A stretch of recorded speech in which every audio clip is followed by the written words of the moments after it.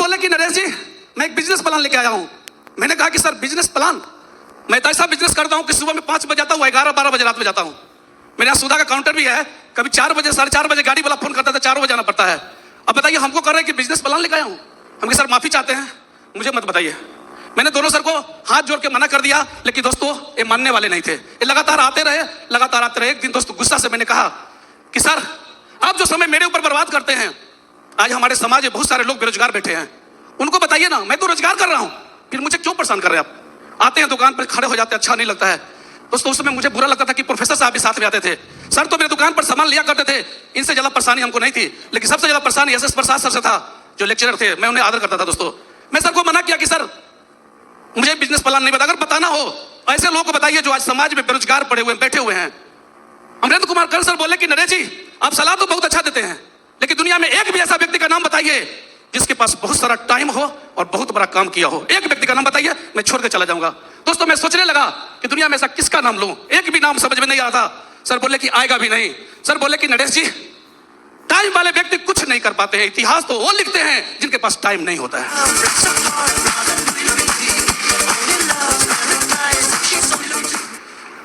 मुझे भरोसा था कि आपके पास टाइम नहीं है। अब जानते हैं कि आप कितना व्यस्त रहते हैं।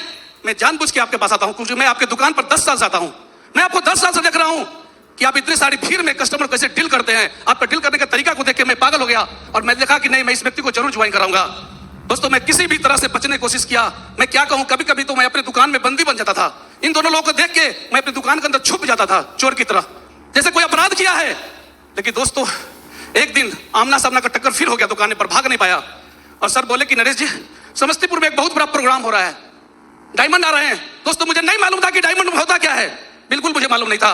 सर बोले कि एक डायमंड आ रहा है और आप चल के देखिए, अगर आपको अच्छा लगे तो ठीक है और नहीं अच्छा लगे तो आप ज्वाइन नहीं कीजिएगा। दोस्तों मैंने कहा कि संडे के सर दुकान पर बहुत भीड़ होती है, मैं कैसे जाऊंगा, संडे को जाने मुश्किल है। सर बोले कि 11 बजे चलना है, 11 बजे दुकान बंद करना है, कोई दिक्कत नहीं है। तो मैं बोला कि सर ठीक है। दोस्तों मुझे इनसे जान छुड़ाना था। जान छुड़ाने के लिए मैंने बोला कि मुझे एक टिकट दीजिए।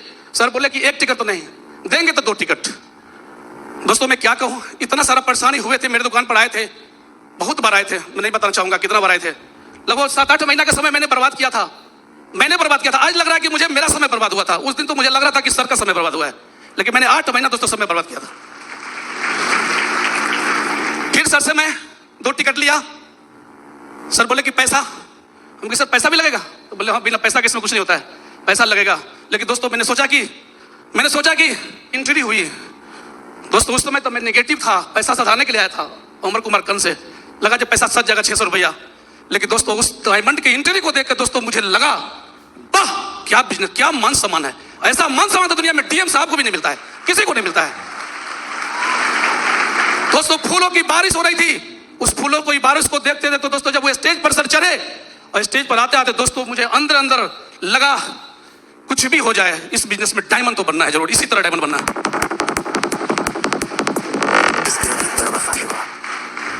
सर पैसा तो कहीं से भी कमाया जा सकता है, लेकिन दोस्तों मुझे लगा कि सम्मान कमाने का मौका शायद जीवन में बहुत लोगों को नहीं मिलता है। बहुत लोग मर जाते हैं, मला नहीं मिल पाता है, मरने के बाद टाइम में मला मिलता है। लेकिन दोस्तों मैं देखा डायमंड के इंटरव्यू को देखा, सारे लोग खड़े होकर फूलों की बारिश कर रहे थे। दोस्तों शायद मैं आज अमरेंद्र कुमार सर को धन्यवाद देता हूं कि शायद उस दिन मुझे दबाव देकर नहीं टिकट देते, मैं नहीं जाता उस फंक्शन में दोस्तों, तो शायद मैं डायमंड के रूप में नहीं होता। क्योंकि मेरा दुकान पर बिल्कुल दोस्तों टाइम नहीं मिलता था, मैं बिल्कुल नहीं समझ पाता। वही फंक्शन था जहां से मेरी जिंदगी का टर्निंग पॉइंट आया दोस्तों, वही फंक्शन समस्तीपुर में टर्निंग पॉइंट आया। मैंने पहली बार डायमंड को देखा था कि डायमंड होता क्या है। उससे पहले मुझे कुछ डायमंड मालूम नहीं था दोस्तों, डायमंड मालूम नहीं था। जब वहां से प्रोग्राम देखने के बाद दोस्तों मैं स्पीच सुना, स्पीच सुनने के बाद जब बताया गया कि 2 लाख सप्ताह 8 लाख महीना दोस्तों, तो मुझे विश्वास हो गया कि सारे लोग जो बोल रहे हैं ये दिल से बोल रहे हैं। दिल से बोला हुआ कभी झूठ नहीं होता है, झूठ नहीं होता है दोस्तों। और जब मैं निकला प्रोग्राम से तो सर बोले कि नरेश जी कैसा लगा? हम कहे सर बहुत अच्छा। हम कहे सर आइए शाम में, लेकिन सर शाम में नहीं आ पाए। लेकिन दोस्तों सुबह में आए, सोमवार दिन था दोस्तों। मैं बता दूं कि मेरी ज्वाइनिंग भी सोमवार को और मेरा डायमंड से भी सोमवार को।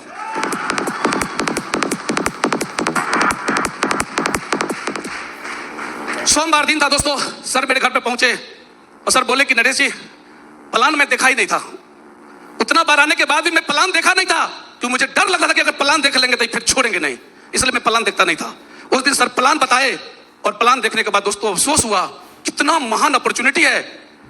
जहां से 4 साल में जिंदगी बदला जा सकता है। दोस्तों सर ने बताया और मैंने सर को बोला कि सर मैं ज्वाइन करूंगा, और दोस्तों एक प्रोडक्ट मैंने नहीं लिया। इतना बड़ा विश्वास दोस्तों बढ़ गया उस नेगेटिव इंसान को जो इस प्लान को देखना पसंद नहीं करता था।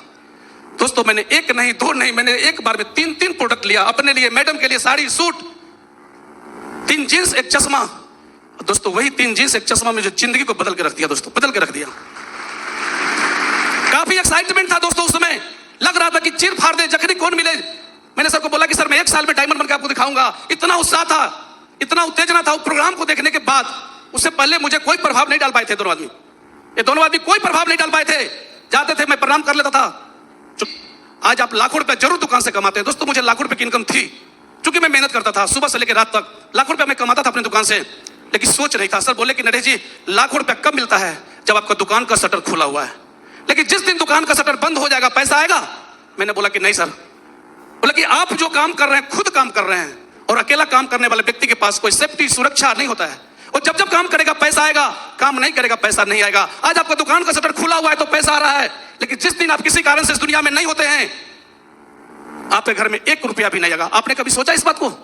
ये आज आप लाखों रुपया कमा रहे हैं, अच्छी बात है, बहुत अच्छी बात है, आप मेहनत भी कर रहे हैं, लेकिन आपने कभी सोचा कि जिस दिन आप किसी कारण से इस दुनिया में नहीं रहेंगे, कि आपके घर में 1 रुपया भी आएगा?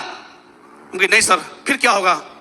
सर बोले कि नरेश जी लोगों को बिलीव नहीं होता है, लेकिन मैं आपको कहता हूं कि रात में 12 और 1 बजे के बीच में जब रात में लोग सो जाते हैं एकदम निश्चिंत होके, बिल्कुल उस समय आप अपने मैडम को, अपने बच्चे को सोए हुए अवस्था में देखिए।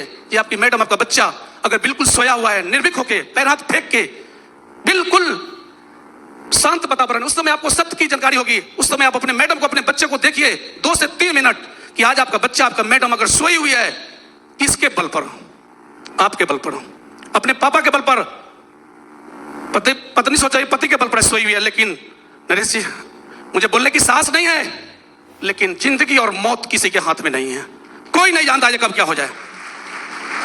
आप सही जा रहे हैं, आप सही गाड़ी चला रहे हैं, 40 की स्पीड में जा रहे हैं, अपने पर, अपने गाड़ी पर आपका नियंत्रण है, लेकिन सामने वाले पर आपका नियंत्रण नहीं है।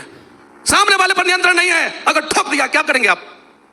जिस दिन आप इस दुनिया में नहीं रहेंगे, आपकी मैडम सो पाएगी, आपका बच्चा सो पाएगा। सर बोले कि नरेश जी दुख की रात तो बड़ा भयावह होता है, लेकिन सुख की रात बहुत छोटा होता है।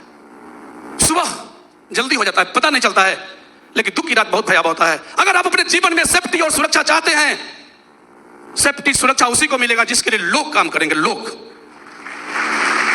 जब तक आप अकेला काम करेंगे दुनिया में कोई सेफ्टी और सुरक्षा नहीं मिलेगा, क्योंकि आप दुकान अकेला चला रहे हैं 10 घंटा, 12 घंटा, 15 घंटा, 16 घंटा। लेकिन आज दुनिया में कुछ ऐसे लोग हैं जिनके लिए करोड़ों घंटा भी काम होता है एक दिन में, लेकिन आपके लिए 15 घंटा काम होता है, 10 घंटा काम होता है।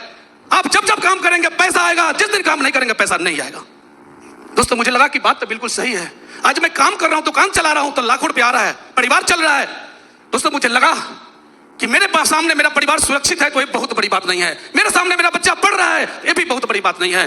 बहुत बड़ी बात इसमें है कि हम रहे तब भी और नहीं रहे तब भी मेरे परिवार में लाखों रुपए का इनकम आता रहे।